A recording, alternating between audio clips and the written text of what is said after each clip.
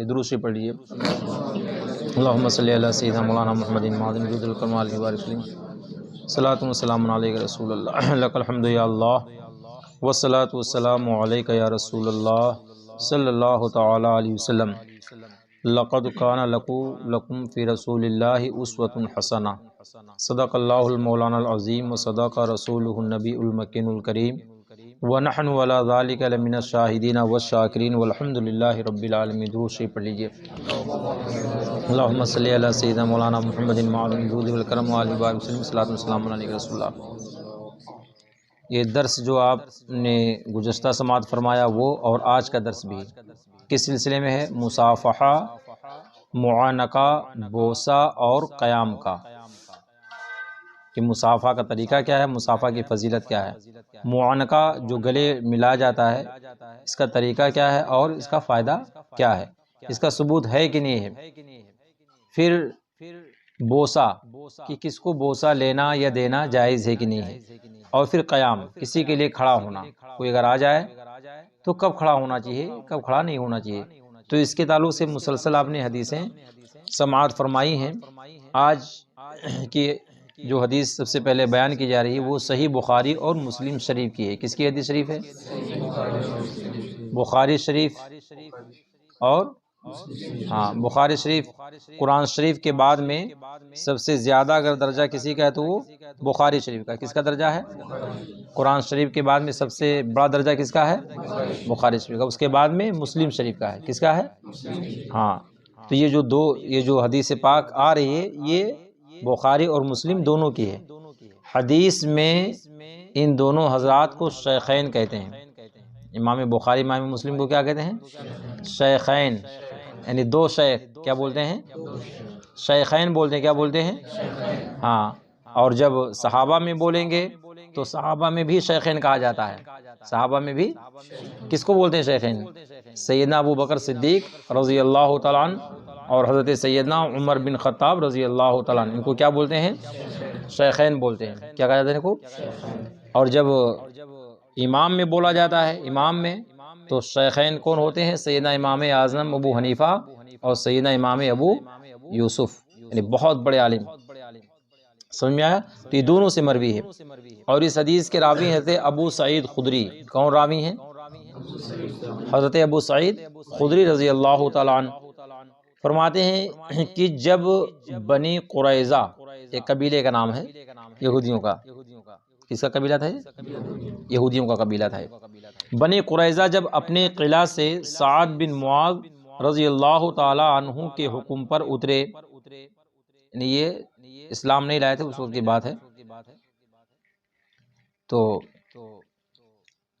حضرت سعد بن معاذ رضی اللہ تعالیٰ عنہ نے سمجھایا اور حکم بھی دیا کہ آپ نیچے آؤ، تو اتر آئے۔ ٹھیک ہے؟ حضور صلی اللہ علیہ وسلم نے سعد رضی اللہ تعالیٰ عنہ کے پاس آدمی بھیجا، اور وہ وہاں سے قریب میں تھے، حضرت سعد وہاں سے قریب میں تھے۔ جب مسجد کے قریب آ گئے، جب مسجد کے کون؟ حضرت سعد بن معاذ، یہ صحابی رسول تھے، یہ آ گئے تو حضور نے انصار سے فرمایا اپنے سردار کے پاس اڑ کر جاؤ۔ کیا فرمایا؟ یعنی تعظیم کے لیے طریقہ ہے کہ آپ آ رہے ہیں تو آپ خود اڑ کر کے جاؤ، چند قدم آپ بڑھو ادھر۔ ایسے جب اپنے سے بڑوں کو جب دیکھیں، یعنی اس میں یہ دلیل ہے کہ جب اپنے سے بڑے کو آپ دیکھیں اپنے طرف آتے ہوئے تو آپ خود دو قدم بڑھ کر کے ادھر جائیں۔ اس کا ثبوت اس سے ملتا ہے، اس حدیث پاک سے۔ ٹھیک ہے؟ بہقی نے شعب الایمان میں ابو ہریرہ رضی اللہ تعالیٰ عنہ سے روایت کی، کہتے ہیں کہ رسول اللہ صلی اللہ تعالیٰ علیہ وسلم مسجد میں بیٹھ کر ہم سے باتیں کرتے۔ کہاں باتیں کرتے تھے؟ کون سی باتیں؟ دینی باتیں کہ اسے اپنی باتیں کرتے تھے؟ آواز سے بولیے۔ دینی باتیں کرتے۔ جب حضور صلی اللہ تعالیٰ علیہ وسلم کھڑے ہوتے ہم بھی کھڑے ہو جاتے۔ سبحان اللہ۔ جب سرکار کھڑے تو نہیں کہ جب سرکار کھڑے تو ہم لوگ بیٹھے رہنے، سرکار جب کھڑے ہوتے تو صحابہ سب کھڑے ہو جاتے تھے، اور اتنی دیر کھڑے رہتے کہ حضور اقدس صلی اللہ علیہ وسلم کو دیکھ لیتے کہ بعض ازواج مطہرات کے مکان میں تشریف لے گئے۔ سبحان اللہ۔ یہ ادب، جی یہ کس کا ادب تھا؟ صحابہ کا ادب تھا۔ کس کا ادب تھا؟ کہ جب سرکار محفل سے کھڑے ہوتے تو جب تک کہ اپنے حجرہ شریف میں داخل نہیں ہو جاتے تھے جب تک کہ صحابہ کھڑے رہتے تھے، بیٹھتے۔ یہ کس کا مقام ہے؟ ادب کا ہے۔ یہ کس کے لیے صحابہ کی سیرت ہے؟ ہم اور آپ کے لیے، کہ ہم بھی اپنے بڑوں کی تعظیم ایسے کریں۔ ترمذی اور ابو داؤد نے معاویہ رضی اللہ تعالیٰ عنہ سے روایت کی کہ رسول اللہ صلی اللہ تعالیٰ علیہ وسلم نے فرمایا، جس کی یہ خوشی ہو کہ لوگ میری تعظیم کے لیے کھڑے رہیں، وہ اپنا ٹھکانہ جہنم میں بنائے۔ اللہ، جس کی خوشی ہو، یعنی جو چاہتا ہو، پسند کرتا ہو کہ ہاں لوگ میرے لیے کھڑے ہوں۔ یہ نہیں ہے، لوگ ایسے آپ پیش آؤ کہ لوگ خود آپ کی تعظیم کریں۔ اگر کوئی زبردستی کرواتا ہے تو یہ اچھی بات، اور اگر دوسرے لوگوں کے تعلیم کے لیے کرواتا ہے تو اچھی بات ہے، تاکہ دوسرے لوگ دیکھیں تو باادب بنے۔ جانکاری نہیں تو کیسے سکھایا جائے گا؟ جب کسی چیز کی جانکاری نہ ہو تو اس چیز کو کیسے ان کو بتایا جائے بھی ایسا کرنا چاہیے؟ اگر اس نیت سے کرتا ہے تو اس پہ اللہ پاک اس کو ثواب عطا فرمائے گا، اور اگر یہ اس کے اندر نیت ہے کہ لوگ میری تعظیم کے لیے کھڑے ہوں، جس کی اس کی خوشی حاصل ہو، تو پھر یہ سخت جرم ہے شریعت میں، جس کے بارے میں آقا کریم نے فرمایا کہ جس کی خوشی ہو کہ لوگ میری تعظیم کے لیے کھڑے رہیں، وہ اپنا ٹھکانہ جہنم بنا لے۔ اللہ۔ ابو داؤد نے ابو امامہ رضی اللہ تعالیٰ عنہ سے روایت کی، کہتے ہیں کہ رسول اللہ صلی اللہ تعالیٰ علیہ وسلم عصا پر ٹیک لگا کر باہر تشریف لائے۔ ہم حضور کے لیے کھڑے ہو گئے، ارشاد فرمایا، اس طرح نہ کھڑے ہوا کرو جیسے اجمی کھڑے ہوا کرتے ہیں، کہ ان میں کا بعض دوسرے کی تعظیم کیا کرتا ہے۔ ان میں کا بعض دوسرے کا، یعنی اجمیوں کا کھڑے ہونے میں جو طریقہ ہے وہ قبیح و مذموم ہے۔ اس طرح کھڑے ہونے کی ممانعت ہے، وہ یہ ہے کہ عمرہ بیٹھے ہوئے ہوتے ہیں اور کچھ لوگ بروجہ تعظیم ان کے قریب کھڑے رہتے ہیں، جو بیچارے غریب، ان کے خادم نوکر رہتے ہیں، وہ کیا رہتے ہیں؟ عمرہ آ کر کے بیٹھ، یعنی امیر لوگ آ کر بیٹھتے ہیں، جو غریب لوگ رہتے ہیں بیچارے کھڑے رہتے ہیں۔ فرماتے ہیں یہ اجمیوں کا طریقہ ہے۔ کس کا؟ اور یہ طریقہ کیا؟ مذموم ہے، برا ہے، ایسے نہیں کھڑے ہونا چاہیے۔ دوسری صورت عدم جواز کی وہ ہے کہ وہ خود پسند کرتا ہو کہ میرے لیے لوگ کھڑے ہوا کریں، اور کوئی کھڑا نہ ہو تو برا جانے، جیسا کہ ہندوستان میں اب بھی بہت جگہ رواج ہے کہ امیروں، رئیسوں، زمینداروں کے لیے ان کی رعایا کھڑی ہوتی ہے، نہ کھڑی ہو تو زد و کوب تک نوبت آ جاتی ہے، یعنی مار پیٹ تک آ جاتی ہے۔ ایسے ہی متکبرین، متجبرین کے متعلق معاویہ رضی اللہ تعالیٰ عنہ والی حدیث میں وعید آئی ہے، اور اگر ان کی طرف سے یہ نہ ہو بلکہ یہ کھڑا ہونے والا اس کو مستحق تعظیم سمجھ کر کے ثواب کے لیے کھڑا ہوتا ہے۔ کیسے کھڑا ہوتا ہے؟ ثواب کے لیے کھڑا ہوتا ہے، یہ تواضع کے لیے کھڑا ہوتا ہے، ٹھیک ہے؟ تو یہ ناجائز نہیں بلکہ مستحب ہے۔ یہ کیا ہے؟ ہاں مستحب ہے، ناجائز نہیں ہے۔ ناجائز وہی ہے کہ جب وہ کس کے لیے کھڑا ہو؟ تعظیم، وہ اپنی تعظیم، اپنے کو بڑا تکبر کے نیت سے، تو یہ منع فرما دیا گیا ہے، ٹھیک ہے؟ مصافحہ، اب یہاں سے مسائل کا بیان ہونے جا رہا ہے۔ کس کا بیان ہونے جا رہا ہے؟ ہاں غور سے سماعت کیجئے اس کو۔ مصافحہ سنت ہے۔ مصافحہ کرنا کیا ہے؟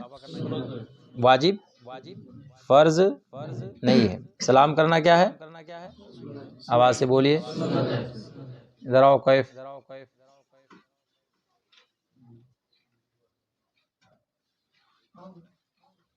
ادھر آؤ، ادھر وہاں پہ بیٹھ گئے، پھر بس بیٹھو۔ مصافحہ کرنا کیا ہے؟ سلام کرنا کیا ہے؟ فرض نہیں بیٹا، سلام کرنا کیا ہے؟ سنت ہے۔ سلام کرنا کیا ہے؟ جواب دینا کیا ہے؟ واجب ہے۔ اور مصافحہ کرنا کیا ہے؟ جی آواز سے بولیے، ہاں ان چیزوں کو رکھنا چاہیے، فرض واجب نہیں ہے۔ اور اس کا ثبوت تواتر سے ہے۔ کسے ہے؟ ہاں، اور احادیث میں اس کی بڑی فضیلت آئی ہے۔ ایک حدیث یہ ہے کہ جس نے اپنے مسلمان بھائی سے مصافحہ کیا، کیا حدیث شریف میں ہے؟ جس نے اپنے مسلمان بھائی سے مصافحہ کیا اور ہاتھ کو حرکت دی، اس کے تمام گناہ گر جائیں گے۔ یعنی ایسے کرنے کے بعد میں نا اس طرح سے کیا جاتا ہے، کیسے؟ ایسے کرنے کے بعد میں اسے ہلکا وہ کرنا چاہیے، یعنی حرکت دینا، اسے سمجھنے کی نہیں، حرکت دینا سمجھنے کی نہیں، اٹھا کر کے اس کو تیزی سے دے دیجیے کہ وہ گھبرا جائے، ہلکا حرکت دیا جائے، تو اس سے کیا فرماتے ہیں کہ گناہ جھڑتے ہیں۔ جتنی بار ملاقات ہو ہر بار مصافحہ کرنا مستحب ہے۔ مطلقاً مصافحہ کا جواز یہ بتاتا ہے کہ نماز فجر اور عصر کے بعد جو اکثر جگہ مصافحہ کرنے کا مسلمانوں میں رواج ہے یہ بھی جائز ہے۔ یہ کیا ہے؟ عام طور سے عصر اور مغرب کے عصر اور فجر کے بعد، اور بعض کتابوں میں جو اس کو بدعت کہا گیا اس سے مراد بدعت حسنہ ہے۔ کیا ہے؟ بدعت یعنی اچھی بدعت ہے، اچھی چیز ہے، اس پہ کوئی گناہ بلکہ اللہ پاک اس پہ ثواب عطا فرمائے گا۔ جس طرح فجر اور عصر کے بعد مصافحہ کرنا جائز ہے، دوسری نمازوں کے بعد بھی مصافحہ کرنا جائز ہے، کیونکہ اصل مصافحہ کرنا جائز ہے تو کسی وقت بھی کیا جائے جائز ہے۔ مصافحہ کرنا جائز تو کبھی بھی کیا جائے جائز ہے، جب تک شرع مطہر نے ممانعت شرع مطہرہ سے ممانعت ثابت نہ ہو، یعنی شریعت سے کوئی ممانعت ثابت نہ ہو تو مصافحہ کرنا جائز ہے۔ گناہ ہاں فرض اور واجب نہیں۔ اب مصافحہ کا طریقہ کیا ہے؟ مصافحہ کا ہے نا، آج نہیں ہمارے یہاں کیسے مصافحہ ہوتا ہے جی؟ لوگ کرتے ہیں تو یہ والا، اس سے عام طور سے زیادہ تر لوگ کیا کرتے ہیں کوشش کہ نہیں یہ کرتے ہیں اپنے ہاتھ کو یعنی انگوٹھے کو ایسے ملاتے ہیں، مصافحہ یہ مصافحہ کا طریقہ ہاں۔ فرماتے ہیں مصافحہ یہ ہے کہ ایک شخص اپنی ہتھیلی دوسرے کی ہتھیلی سے ملائے، یہ ہتھیلی ہے نا تو دوسرے کی ہتھیلی سے ملائے، فقط انگلیوں کے چھونے کا نام مصافحہ نہیں ہے، انگلیوں کے چھونے کا نام سنت یہ ہے کہ دونوں ہاتھوں سے مصافحہ کیا جائے، ٹھیک ہے، اور دونوں کے ہاتھوں کے مابین کپڑا وغیرہ کوئی چیز حائل نہ ہو، یعنی کہ اب کپڑا کوئی چیز تو ایسے مصافحہ کریں جیسے کہ کورونا وائرس میں جی۔ مصافحہ کا ایک طریقہ وہ ہے جو بخاری شریف میں عبداللہ بن مسعود رضی اللہ تعالیٰ عنہ سے مروی ہے کہ حضور اقدس صلی اللہ تعالیٰ علیہ وسلم کا دست مبارک ان کے دونوں ہاتھوں کے درمیان ہوتا تھا، ایسے اب ادھر سے کریں گے ادھر سے کریں گے بیچ میں ہوگا، یعنی ہر ایک کا ایک ہاتھ دوسرے کے دونوں ہاتھوں کے درمیان میں ہو۔ کیسے ہو تو کس طرح سے کریں گے؟ اس طرح سے کریں، کیسے کریں گے؟ تو اب دیکھو ہمارا ہاتھ آپ کے دونوں کے میں ہے اور آپ کا ایسے ہونا چاہیے۔ مصافحہ کرنے کا طریقہ کیا ہے؟ تو اسی تو ہے نا اسے فن یعنی ہتھیلی فقط انگلیوں کے چھونے کا نام مصافحہ نہیں ہے، ٹھیک ہے، سنت یہ ہے کہ دونوں ہاتھ سے مصافحہ کیا جائے۔ مصافحہ کا طریقہ دوسرا طریقہ جس کو بعض فقہا نے بیان کیا اور اس کی نسبت بھی وہ کہتے ہیں کہ حدیث سے ثابت ہے، وہ یہ ہے کہ ہر ایک اپنا داہنا ہاتھ دوسرے کے داہنے ہاتھ سے اور بایاں ہاتھ بائیں سے ملائے اور انگوٹھے کو دبائے کہ انگوٹھے میں ایک رگ ہے کہ اس کے پکڑنے سے محبت پیدا ہوتی ہے۔ تو انگوٹھے کو ایسے نہیں دبائے، ایسے دبائے، کیسے دبائے؟ وہ کون سا طریقہ ہے؟ وہ یہ طریقہ ہے، یہ وہ طریقہ کون سا ہے؟ دوسرا طریقہ یہ ہے۔ پہلا طریقہ کون سا ہے؟ یہ اس میں بھی دبے گا، اس لیے اس کو دبایا تھا نا، اس کو ہاں اس کو اسی لیے جس میں جو رگ ہوتی ہے، ایک تو وہ ہے کہ اس میں محبت پیدا ہوتی ہے اور دوسری چیز یہ ہے کہ اس میں حضرت خضر علیہ السلام انسان کی زندگی میں ہر ایک آدمی سے ملاقات کرتے ہیں۔ کون ملاقات کرتے ہیں؟ اور ان کی نشانی کی جو ان کا جو انگوٹھے ہے نا، ان کے انگوٹھے کی ہڈی نہیں ہے۔ تو اب اس میں اس طرح جب مصافحہ کریں گے تو پتہ چل جائے گا، تو خوش نصیب ہوں گے جن کو پتہ چل جائے گا۔ مومن کچھ ملیں گے نا؟ ہاں تب کس کو ملیں گے؟ انسان بولے تو مومن مراد ہے، انسان سے مراد ہاں جی جی۔ تو مصافحہ کے کتنے طریقے ہوئے؟ تو مصافحہ لوگ اسی طرح سے کریں گے کہ دوسری طرح سے کریں گے؟ کرو ایک دوسرے سے مصافحہ، تو السلام علیکم بھی کہہ لیجیے۔ پہلا طریقہ ہاتھ نہ چھوڑیے بھائی، اسے ہم کو بتائیں گے نا پہلا طریقہ اپنائیے۔ اور حاجی نعیم صاحب کسے کریں گے؟ ادھر حاجی صاحب ہیں بھائی، ہاں ماشاءاللہ، یہ پہلا طریقہ ہے۔ دوسرا طریقہ کون سا ہے؟ ہاں اس طریقے سے، ہاں یہ والا نہیں، یہ والا جو طریقہ ہے وہ غلط ہے۔ آگے سمجھ میں؟ یہ دو طریقے حدیث پاک سے ثابت ہیں۔ پہلا طریقہ جو ہے وہ حضرت عبداللہ ابن مسعود سے مروی، کس سے مروی ہے؟ حضرت سیدنا عبداللہ ابن مسعود سے مروی ہے۔ مصافحہ مسنون یہ ہے کہ جب دو مسلمان باہم ملیں تو پہلے سلام کیا جائے، پہلے اس کے بعد مصافحہ کیا جائے، پہلے سلام اس کے بعد ہاں رخصت کے وقت بھی عموماً مصافحہ کرتے ہیں، اس کے مسنون ہونے کی تصریح نظر فقیر سے نہیں گزری۔ اللہ کیا فرماتے تھے صدر الشریعہ علیہ السلام کہ جانے کے بعد جو مصافحہ کیا جاتا ہے اس کی وضاحت یا اس کی تصریح کتاب کے میری نظر سے نہیں گزری ہے، مگر اصل مصافحہ کا جواب حدیث سے ثابت ہے تو اس کو بھی جائز ہی سمجھا جائے گا۔ نظر نے مصافحہ کرنا جائز ہے تو جانے کے بعد بھی اگر کوئی مصافحہ کرتا تو ناجائز ہو، اس لیے کہ مصافحہ کی اصل کیا ہے؟ جائز ہی ہونا ہے۔ مصافحہ کی اصل کیا ہے؟ جائز ہونا، لہذا وہ ناجائز نہیں ہو سکتا ہے۔ معانقہ کرنا بھی جائز ہے جبکہ فتنہ اور اندیشہ شہوت نہ ہو۔ چاہیے کہ جسے معانقہ کیا جائے وہ صرف تہبند یا فقط پیجامے پہنے ہوئے نہ ہو بلکہ کرتا یا اشکن بھی پہنے ہو یا چادر اوڑھے ہو، یعنی کپڑا حائل ہو۔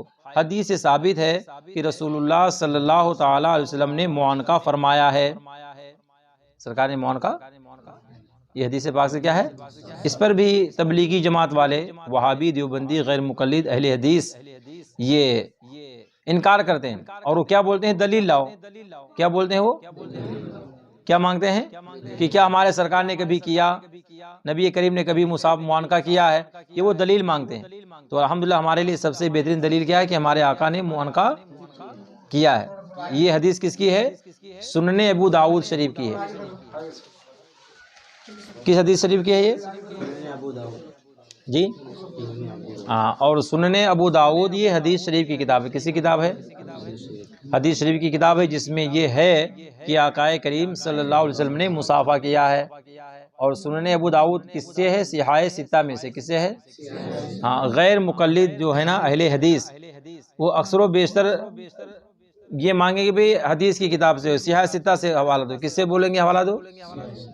تو یہ ابو داؤد شریف کس سے ہے؟ صحاح ستہ سے، جس میں یہ ہے کہ سرکار علیہ السلام نے معانقہ کیا ہے۔ معانقہ سمجھتے ہو؟ جی آواز سے بولیے، اور آواز سے بولیے۔ کوئی نہیں سمجھتا ہے معانقہ؟ حاجی صاحب معانقہ سمجھتے ہیں؟ لیجیے بھائی، تم ہو اس وجہ معانقہ سمجھتے ہیں؟ آواز سے بولو بھیا، کس کو بولتے ہیں؟ ہاں، گلے ملنے کو بولتے ہیں۔ معانقہ کس کو بولتے ہیں؟ آپ لوگ عید بقرعید میں ایک دوسرے سے گلے ملتے کہ نہیں ملتے ہیں؟ جی اس کو کیا بولتے ہیں؟ ہاں، معانقہ میں یہ اصل میں عنقن سے، کس سے ہے؟ عنق۔ اب وہ عربی لفظ ہوگا اس کو سمجھانا بھی مشکل ہوگا۔ عنق معنی ہوتا ہے گردن، عنق معنی کیا ہوتا ہے؟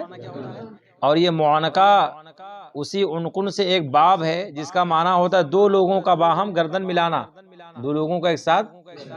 تو ایسے جب معانقہ کرے تو گردن ملتی کہ نہیں ملتی ہے؟ اس کو کیا بولتے ہیں؟ معانقہ بولتے ہیں۔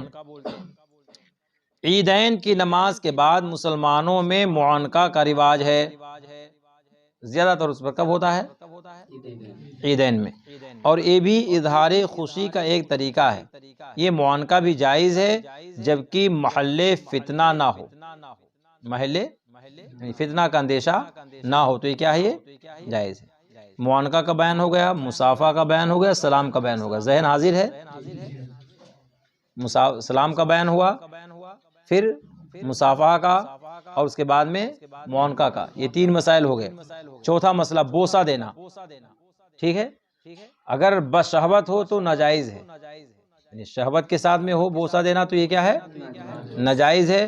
اور اکرام اور تعظیم کے لیے ہو تو ہو سکتا ہے تو جائز ہے۔ پیشانی پر بوسہ بھی انہی کی شرائط کے ساتھ جائز ہے۔ حضرت ابوبکر صدیق رضی اللہ تعالیٰ عنہ نے حضور اقدس صلی اللہ تعالیٰ علیہ وسلم کی دونوں آنکھوں کے درمیان کو بوسہ دیا۔ سبحان اللہ، سرکار کے پیشانی مبارک، سرکار کے، ہاں سبحان اللہ، کتنے خوش نصیب تھے وہ جی جنہوں نے سرکار کے پیشانی مبارک کو بوسہ دیا ہو، سبحان اللہ۔ اور صحابہ اور تابعین رضی اللہ تعالیٰ عنہ مجمعین سے بھی بوسہ دینا ثابت ہے، ٹھیک ہے؟ کچھ لوگوں کا رواج ہے کہ مصافحہ کریں گے تو اس کے بعد میں خود اپنا ہی ہاتھ چومتے ہیں، دیکھا کہ نہیں دیکھا؟ ہمارے بچوں میں سے کون ایسا کرتے ہیں؟ آپ لوگوں میں سے کوئی ایسے ہیں کہ جب کسی سے مصافحہ کرے تو اس کے بعد میں اپنا ہاتھ چومتے ہیں؟ وہ الگ ہے۔ کچھ لوگوں کو آپ نے دیکھا کہ نہیں دیکھا چومتے ہیں، کچھ لوگ مصافحہ کریں گے جی پرانے زمانے لوگ اکثر لوگ کیا کرتے ہیں مسافہ کرنے کے بعد میں اپنا تو یہ کیا ہے شریعت میں اس کا کیا درجہ ہے، کیا جائز ہے یا نہیں جائز ہے، مکروہ ہے، کیا ہے؟ ٹھیک ہے، تو فرماتے ہیں کہ بعض لوگ مصافحہ کرنے کے بعد خود اپنا ہاتھ چوم لیا کرتے ہیں، یہ مکروہ ہے۔ یہ کیا ہے؟ ہاں ٹھیک ہے۔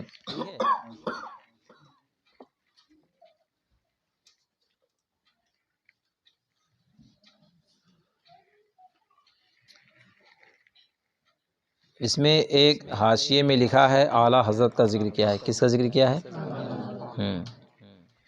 اس میں لکھا ہے کہ اگر حصول برکت کے لیے اپنا ہاتھ چوم لیا، کس کے لیے؟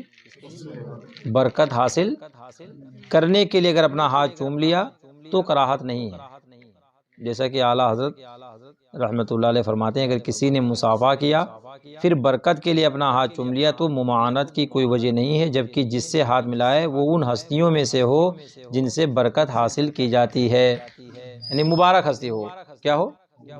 ہاں تو پھر وہاں اگر چوم کر کے کر لے تو کوئی حرج اس میں نہیں ہے، مگر عام طور سے جو لوگ کرتے ہیں وہ طریقہ غلط ہے۔ وہ طریقہ کیا ہے؟ ایسا نہیں کرنا چاہیے، ٹھیک ہے؟ وہ چوم سکتے ہیں، اس کی وہ الگ ہے، درگاہوں پہ جانے کے بعد میں چوکھڑ کو آپ نے ہاتھ لگایا چوم لیا، وہ طریقہ کیا ہے؟ الگ ہے، اس میں نہیں آئے گا وہ، ٹھیک ہے؟ عالم دین اور بادشاہ عادل کے ہاتھ کو بوسہ دینا جائز ہے۔ کس کے ہاتھ کو بوسہ دینا جائز ہے؟ آواز سے بولیے۔ اور بادشاہ عادل، بادشاہ تو پائے نہیں جاتے ہیں، اور علاقے کا جو بڑا عالم ہوتا ہے وہ بادشاہ اسلام ہوتا ہے، سبحان اللہ، کیا ہوتا ہے وہ؟ علاقے کا جو ذمہ دار عالم ہوتا ہے وہ کیا ہوتا ہے؟ آواز سے بولو، کیا ہوتا ہے وہ؟ بادشاہ اسلام ہوتا ہے، ٹھیک ہے؟ تو بادشاہ اسلام اور عالم دین کے ہاتھ کو بوسہ دینا کیا ہے؟ جائز ہے، بلکہ اس کے قدم چومنا بھی جائز ہے۔ اس کے قدم چومنا بھی کیا ہے؟ بلکہ اگر کسی نے عالم دین سے یہ خواہش کی کہ آپ اپنا ہاتھ یا قدم مجھے دیجئے کہ میں بوسہ دوں، تو اس کے کہنے کے مطابق وہ عالم اپنا ہاتھ پاؤں بوسہ کے لیے اس کی طرف بڑھا سکتا ہے، اس کی طرف کیا کر سکتا ہے؟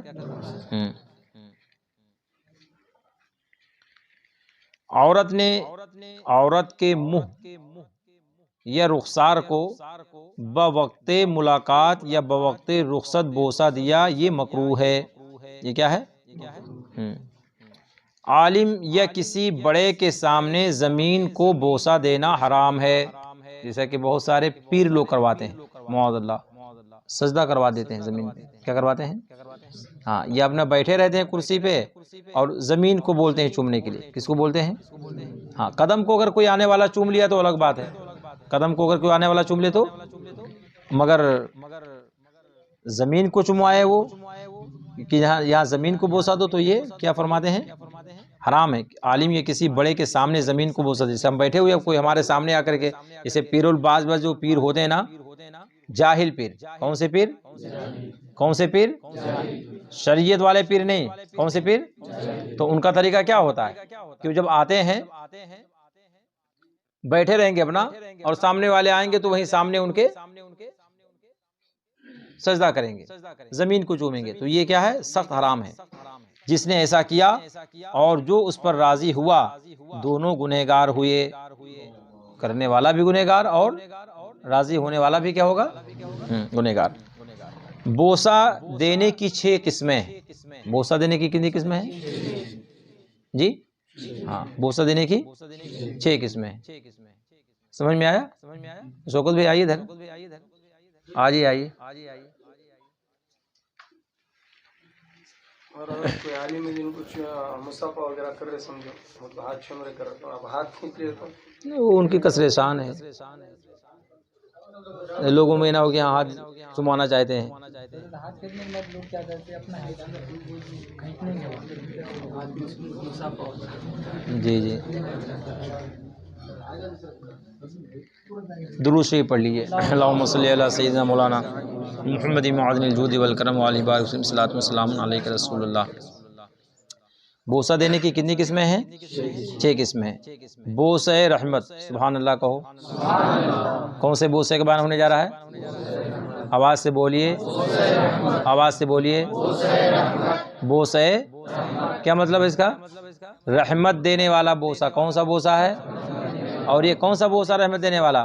فرماتے ہیں جیسے والدین کا اولاد کو بوسہ دینا، سبحان اللہ، یعنی جب کوئی باپ اپنے بیٹے کو یا ماں اپنے بیٹے کو یا بیٹی کو جب بوسہ دیتی ہے تو وہ رحمت والا بوسہ ہوتا ہے، سبحان اللہ۔ کون والا بوسہ ہوتا ہے؟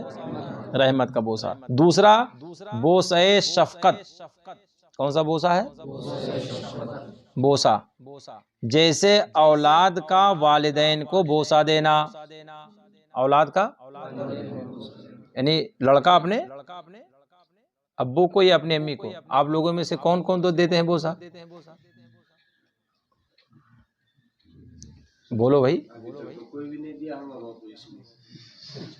اچھا، میں نے بہت پہلے کہا تھا کہ یعنی والدین کے ہاتھ کو چومنا چاہیے، تو کتنے لوگ چومتے ہیں؟ مطلب ہمارا ہاتھ اٹھنے کا انتظار کر رہے تھے۔ نہیں، وہ جو دیکھو جو لوگ دیتے ہوں گے وہی لوگ اٹھائیں گے بھائی۔ میں نے سکھایا تھا کہ گھر پہ جانے کے بعد میں آپ کو کوئی بھی مصیبت ہو، پریشانی ہو، سب سے پہلے گھر پہ جاؤ، امی آپ کی بحیات ہوں، والد صاحب ہوں، آپ بڑی محبت کے ساتھ میں، کیسے ایسے نہیں کہ چپ دیکھے بس نظر، نہیں، محبت کے ساتھ دیکھنا چاہیے۔ کیسے دیکھنا چاہیے؟ اب محبت کے ساتھ دیکھنے میں اور ویسے دیکھنے میں فرق ہے، معلوم ہے کہ نہیں معلوم ہے؟ آواز سے بولو، کوئی بول ہی نہیں رہا بھائی، آواز سے بولو بھائی۔ صحیح ہے؟ یہ کیا ہے بھائی؟ میں پوچھ رہا ہوں کہ معلوم ہے کہ نہیں معلوم، تو کہ صحیح ہے۔ اب یہ کون سا جواب ہو گیا حاجی صاحب؟ یعنی بوسہ دینا، یہ محبت کے ساتھ میں دیکھنا اور بغیر محبت کے دیکھنا، یہ آپ کو معلوم ہے کہ نہیں معلوم ہے؟ آپ لوگوں کو معلوم ہے؟ نہ معلوم ہو تو معلوم کر لو، اس لیے کہ کعبہ شریف کو آپ لوگوں نے دیکھا ہوگا، کس میں؟ فوٹو میں، موبائل میں دیکھا ہوگا نہیں دیکھا ہوگا؟ اور اللہ اکبر، علماء فرماتے ہیں، حدیث شریف میں ہے کہ جب آپ جائیے کہاں، آواز سے بولیے، آواز سے بولیے، اللہ پاک سب کو سعادت کی شرفیابی عطا فرمائے، حج اللہ پاک سب کو نصیب فرمائے، اور اپنے حبیب کے صدقے میں حج نہیں تو عمرہ اللہ پاک سب کو نصیب فرمائے، اور اپنے والدین کے ساتھ میں اللہ پاک آپ کو جانے کی توفیق عطا فرمائے۔ تو آپ جب جائیں گے آپ وہاں، فرماتے ہیں جب کعبہ شریف کی طرف نظر پڑے، کعبہ شریف پہ جب آپ کی، تو فرماتے ہیں خوب محبت کے ساتھ دیکھنا چاہیے، عام طور سے نہیں جیسے دیکھ رہے تھے، اب وہاں محبت آپ کو بالکل دل میں لا کر کے، آنکھوں میں بسا کر کے پھر دیکھنا ہے، سمجھ میں آیا؟ ایسے جب اپنے گھر پہ جایا کرو، امی پہ نظر پڑے تو ایسے نہیں کہ دیکھ لے ایک نظر امی ہماری ہیں، نہیں، محبت کے ساتھ ایک نظر ڈالا کرو۔ کیسے ڈالا کرو؟ آواز سے بولو۔ اور جب محبت کی نظر آپ ڈالو گے نا تو رسول پاک کیا فرماتے ہیں کہ اللہ تعالیٰ اس سے حج مقبول کا ثواب عطا فرماتا ہے۔ تو کعبہ سے افضل ہے کہ نہیں افضل ہے؟ آواز سے بولو، آواز سے بولو بھائی، کعبہ سے افضل ہے کہ نہیں افضل ہے؟ ماں باپ کو بوجھ دینا۔ کعبہ کا طواف کرنے کے بعد میں گارنٹی نہیں ہے کہ یہ طواف آپ کا مقبول ہے۔ ذہن حاضر ہے کہ نہیں حاضر ہے؟ جو میں نے جملے کہا کہ ہاں کعبہ سے افضل ہے، وہ ذہن حاضر ہے؟ اس لیے کہا ہوں کہ کعبہ کا طواف کے بعد میں ابھی نہیں بول سکتے کہ ہاں قبول ہو گیا، اور یہ کہیں حدیث پاک سے بھی نہیں ثابت ہے کہ ہاں آپ نے حج کر لیا تو آپ کا حج قبول ہی ہو گیا۔ ہاں بس اللہ کی رحمت سے امید ہے، مگر یہ نہیں کہ ہاں آپ حج کیے تو آپ کا حج، ہاں کچھ حدیث پاک سے یہ پتہ چلتا ہے حج مقبول کی نشانیاں، اگر وہ نشانیاں پائے جائیں گی تو یہ کہا جائے گا کہ ہاں بھئی یہ ان لوگوں میں سے جن کا حج قبول ہوا ہے۔ یہ نہیں کہہ سکتے حج قبول ہی ہو گیا، مگر ماں اور باپ، اپنی امی جان کو اگر آپ نے محبت کی نظر سے دیکھا تو ہمارے آقا فرماتے ہیں کہ اللہ پاک حج قبول کا ثواب عطا فرماتا ہے۔ تو اب یہاں کوئی شک ہے جی؟ تو یہ کہہ رہا تھا کہ جب گھر پہ جایا کرو تو ماں باپ کے ہاتھ کو چوما کرو، کہ شرم محسوس ہوتی ہے، سوچتے بھی ہم تو بڑے ہو گئے، داڑھی ہماری سفید ہو گئی تو کیسے چومنے کا، ایسا ہے جی؟ الحمدللہ فقیر اپنی امی جان، ہمارے والد صاحب نہیں ہیں، امی جان ہماری بحیات ہے تو میں امی جان کے ہاتھ کو چومتا ہوں جی، آتا جاتا ہوں، کہیں ملاقات ہوئی، گھر پہ گیا تو امی جان کے ہاتھ کو چومتا ہوں، ان کے قدم کو کوئی چومتا ہوں۔ الحمدللہ ہم کو مدینہ شریف میں اللہ پاک نے شرف عطا فرمایا کہ جن کی حدیث ہے ہم نے ان کے بارگاہ میں جا کر کے وہیں پر میں نے اپنے امی کے قدم کو دبایا ہے۔ آپ کبھی دباتے ہو؟ آواز سے بولو، کبھی گئے آپ کی خالی موبائل میں بزی رہتے ہو؟ نوکڑ پہ بیٹھ کر کے خالی، جو ہمارے جوان نوجوانوں سے پوچھتا ہوں بھائی، آپ لوگوں کا کیا کام ہے؟ جس وقت میں آپ کو ہونا چاہیے کہ آپ کی امی جان بستر پہ ہوں گی تو جانا چاہیے امی جان کوئی خدمت، کوئی حکم، کوئی کھانے کی خواہش، بیٹھ کے بستر پہ باتیں کرتے کرتے ہاتھ رکھ دیے ان کے پیر پہ، اپنا ہاتھ ان کو آہستہ آہستہ دبانے لگے. وہ ٹائم جو آپ کا ہوتا ہے وہ ٹائم نوکروں پہ آپ کا گزرتا ہے، وہ ٹائم آپ کا جا کر کے دوستوں کے ساتھ میں موبائل پہ گزرتا ہے. کیا ہے بیٹا، یہ سب نہیں ہے. وہ بڑا قیمتی وقت ہوتا ہے جب آپ کے ابا یا آپ کی امی جان اپنے بستر پہ آرام کرنے کے لیے ہوں، وہاں پہ آپ ہوں. اب ان کے ذہن میں کچھ نہیں، سونے کا وقت ہوتا ہے. اب جب آپ جائیں گے ان کا ذہن خالی ہوتا ہے، کچھ آپ پریشانی میں رہے، دن میں کوئی مصیبت میں آ گئے امی جان سے کہا کہ امی جان آج ایسا ہو گیا. اب کتنی خوش ہوں گی ماں آپ کی کہ ہاں میرا بیٹا مجھ سے اپنا درد بیان کر رہا ہے. اور جب آپ کے درد کو سنیں گی تو انہیں دل سے اللہ پاک کی بارگاہ میں دعائیں نکلیں گی. اور جب اپنے دامن کو اٹھا کر کے آنچلوں کو اٹھا کر رب کی بارگاہ میں دعائیں کریں گی تو اللہ ان کی دعاؤں کو رد نہیں فرماتا ہے، قبول فرماتا ہے. تو یہ لینا چاہیے اس رات میں کہ نہیں لینا چاہیے؟ کہ دوستوں کے ساتھ جا کر کے وقت گزارنا چاہیے بیٹا. وہ سب وہ جو ہمارے نوجوان بچے کرتے ہیں، اس سے آپ باز آ جاؤ بیٹا. اس میں آپ کا کوئی فائدہ نہیں ہے. فائدہ اس میں ہے کہ آپ اپنے گھر پہ پہنچو، اپنے ماں باپ کے بارگاہ میں حاضر ہو. ان کو اگر پانی کی ضرورت ہو ایک گلاس پانی پلا دو ان کو اگر خدمت کی ضرورت ہو ان کی خدمت کر دو. اللہ تمہیں دونوں جہان میں خوش رکھے گا انشاءاللہ تعالی. اور کل آپ بھی بوڑھے ہوگے، اگر آج آپ نے یہ طریقہ اپنایا، کل اگر آپ بھی بوڑھے ہوگے تو آپ کے بچے آپ کے لیے بھی وہی خدمت کریں گے انشاءاللہ تعالی. تو اس پہ اپنائیں گے کہ نہیں اپنائیں گے آپ لوگ؟ جی ہاں، چومیں گے کہ نہیں چومیں گے؟ کتنے لوگ چومیں گے بھائی؟ سب لوگ انشاءاللہ تعالی. اس کا مطلب کہ نہیں سب کے گھر میں امی اور ابو کوئی نہ کوئی تو بحیات ہیں. الحمدللہ اللہ کا شکر ہے کہ آپ کے والدین میں سے کوئی نہ کوئی بحیات ہیں. خدا کا شکر ہے، اللہ پاک ان کی عمر کو سلامت رکھے، لمبی عمر عطا فرمائے، ان کا سایہ آپ پر تدیر اللہ پاک قائم فرمائے. بڑی خوشی کی بات ہے. تو یہاں 6 قسم کے بوسوں کا بیان ہو رہا ہے. کتنے قسم کے بوسوں کا بیان ہو رہا ہے؟ سب سے پہلے بوسے رحمت ہے، اور پھر اس کے بعد میں کیا ہے؟ ہاں، بوسے شفقت، جیسے اولاد کا والدین کو بوسہ دینا. پھر ہے بوسے محبت. یہ کیا ہے؟ جیسے ایک شخص اپنے بھائی کی پیشانی کو بوسہ دے. کوئی بھی بھائی ہو، اپنے بھائی کی پیشانی ملاقات ہو اس کی پیشانی کو، یہ بوسے محبت ہے. یہ کیا ہے؟ پھر ہے بوسے تحیت. جیسے بوقت ملاقات ایک مسلمان دوسرے مسلمان کو بوسہ دے. ایک مسلمان، ہاں. اور چھٹی قسم ہے، 5ویں قسم ہے بوسہ شہوت. جیسے مرد عورت کو بوسہ دے، مرد. اور ایک قسم ہے بوسہ دیانت. کیا ہے؟ جیسے حجر اسود کا بوسہ دینا. سبحان اللہ. کس کا بوسہ دینا؟ تو کتنی صورتیں ہو گئیں؟ 6 صورتیں ہو گئی. ٹھیک ہے، یہ جواز والی صورتیں ہیں. اور ایک ہے قرآن شریف کو بوسہ دینا. بوسہ دیے تھے کہ نہیں دیتا ہے؟ جی ہاں، قرآن شریف دیکھنے سے اللہ تعالیٰ آنکھ کو ٹھنڈک عطا فرماتا ہے. قرآن شریف کو دیکھنا چاہیے. موبائل میں نہیں پڑھنا. میں موبائل میں پڑھنے کا عادی نہیں ہوں. عادی کیا، میں کبھی بہت اگر کوئی مسئلہ کہیں اگر آ گیا ایسا تو میں موبائل میں پڑھا، ورنہ تو الحمدللہ میں موبائل میں قرآن شریف نہ میں لوڈ کرتا ہوں، نہ تو میں پڑھتا ہوں، نہ تو میں کوئی اگر آیت میرے واٹس ایپ پہ اگر ڈالتا بھی تو میں سخت اس کو تنبیہ کرتا ہوں کہ موبائل میں قرآن شریف کی کوئی آیت مجھے نہ بھیجے. ٹھیک ہے، ہاں. اور فجر کے بعد الحمدللہ روزانہ کا معمول ہے میرا. اللہ کا فضل و کرم ہے، میرے مرشد کا کرم ہے کہ میں روزانہ فجر کے بعد قرآن شریف تلاوت کرتا ہوں. ٹھیک ہے، کبھی ایسا نہ ہوتا یاسین شریف تلاوت کرتے کرتے میں نے قرآن شریف کو یاد نہیں کیا.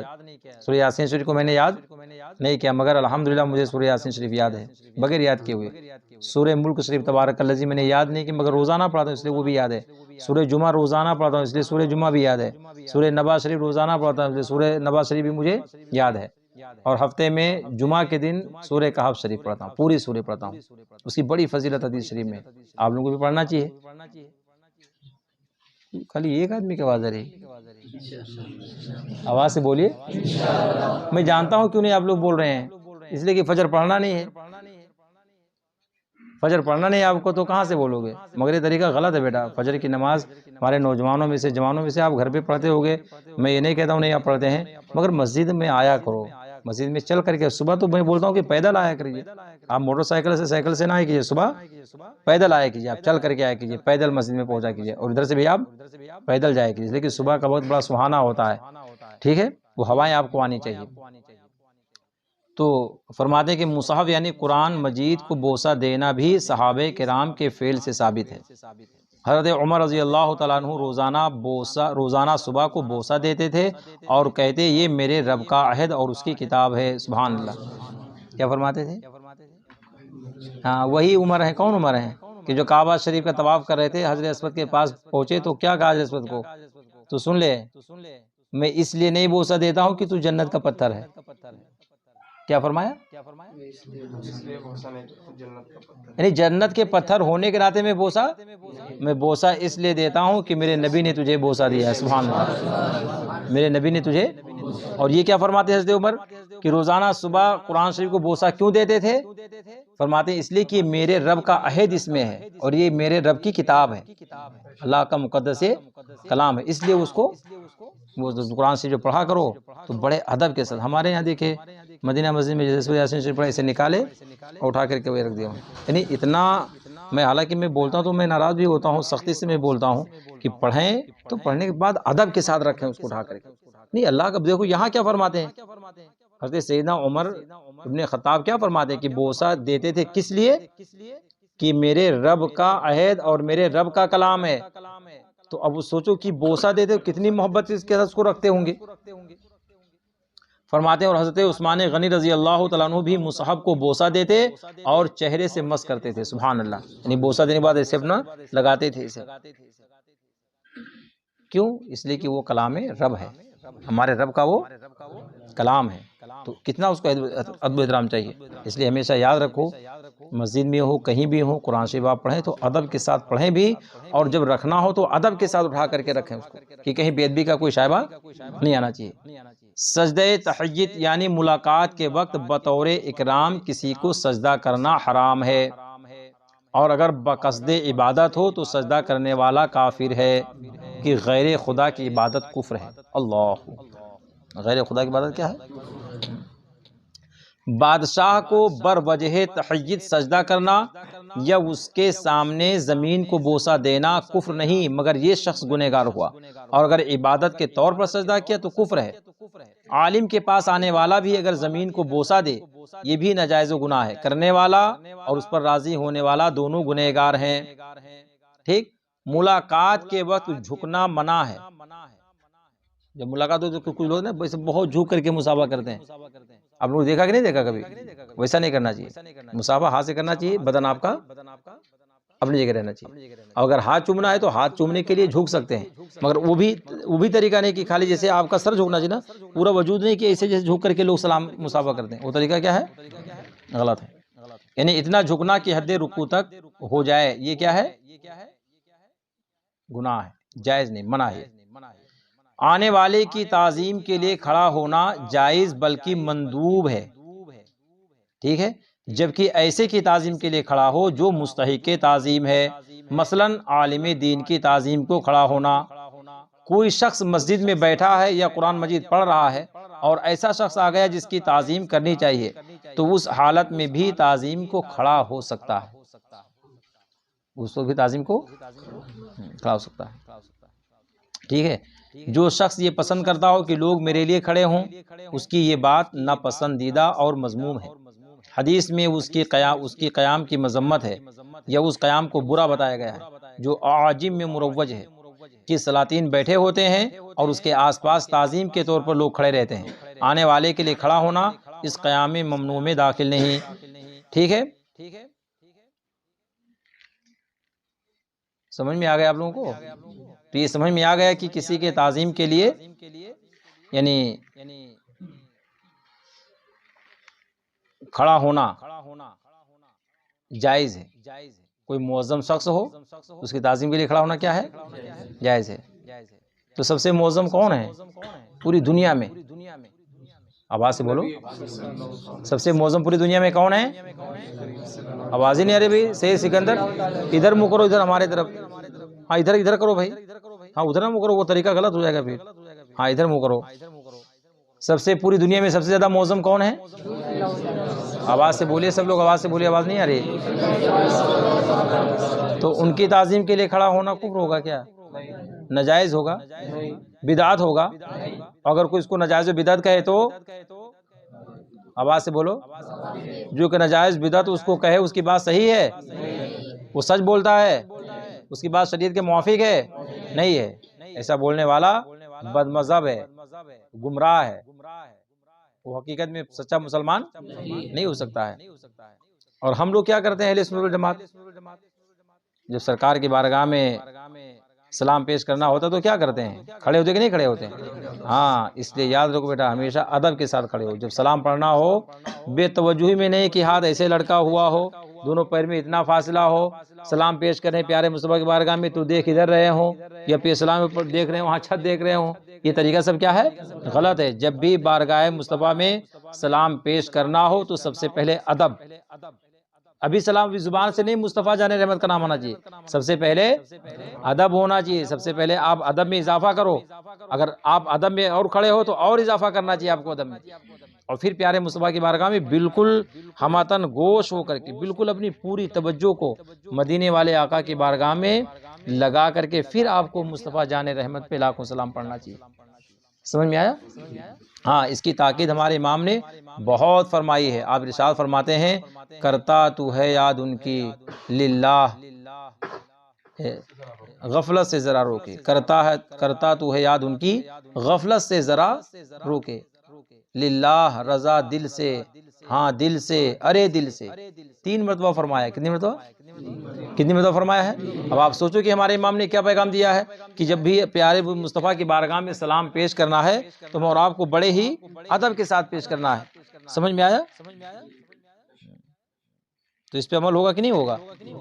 انشاءاللہ تعالی۔ لہٰذا قیام میلاد شریف کی ممانعت پر دلیل لانا یہ جہالت ہے۔